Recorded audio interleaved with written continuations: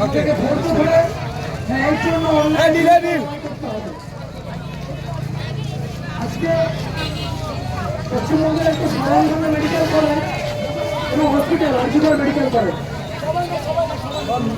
স্টুডেন্টগুলো কোনো তোমাদের বারবার বলা হচ্ছে তোমরা রাস্তায় ভিড় করো না। সকল স্টুডেন্টদের দাঁড়ানো যাচ্ছে একটু সুবিধা করে আসো। সকল স্টুডেন্টদের দাঁড়ানো যাচ্ছে আজকে যারা ঘোরাতে ছিলেন সবাইকে দাঁড়ানো যাচ্ছে একটু সুবিধা করেছো।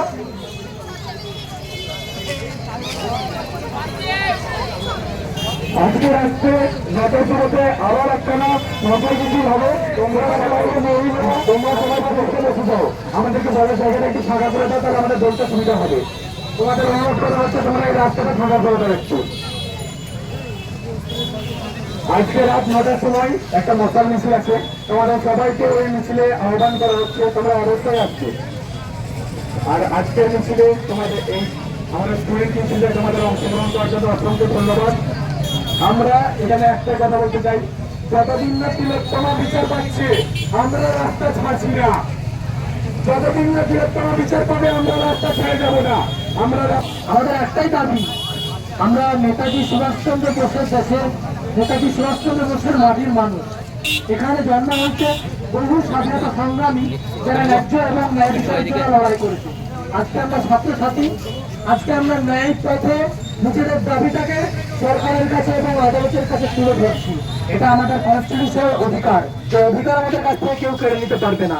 আজকে আমরা যদি নিজেরা বাড়ি থেকে বেরিয়ে না এসে যদি আমাদের ন্যায্য অধিকারের জন্য লড়াই না করি, আজকে কিন্তু ভারতবর্ষ সেই জগৎসভায় শ্রেষ্ঠ আসন আর লোটে না।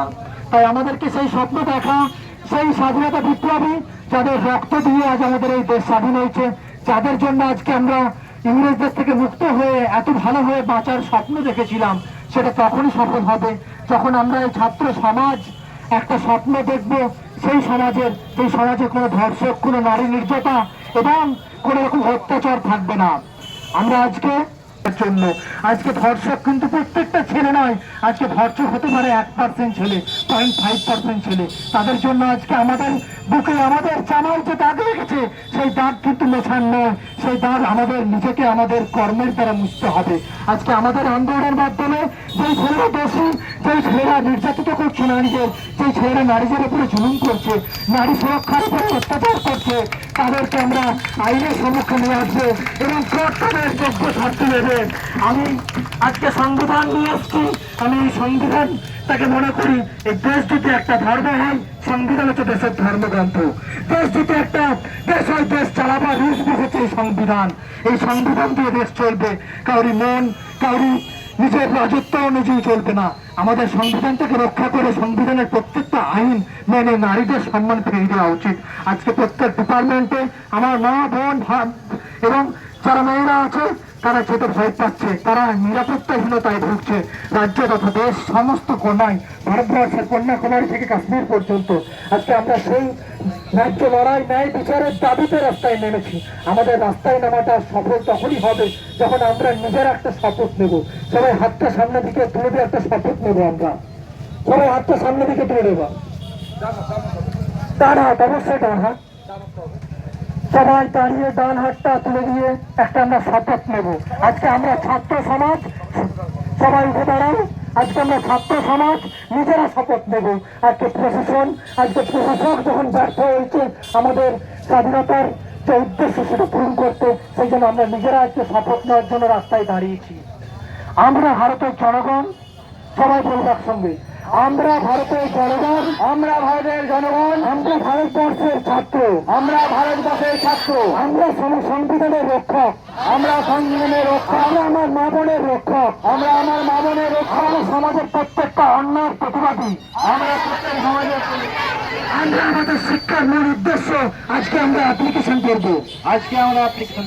আমাদের শিক্ষার মূল উদ্দেশ্য আমরা পূর্ণ করবো। আজকে আমরা শপথ নিচ্ছি আমরা রাস্তাঘাটে কোথাও কোনো রকম অন্যায় মা বোন মেয়ে যাই হোক সমাজ কোনো কিছু মেনে নেব না আমরা সাংবিধানিক পদ্ধতিতে প্রত্যেকটা জিনিসের বিরোধিতা গভর্নমেন্ট অফিসিয়ালের কাছে কোশ্চেন করবো কোশ্চেন করে আমাদের ডেমোক্রেটিক অধিকার আমাদের ফান্ডামেন্টাল রাইটস ভঙ্গ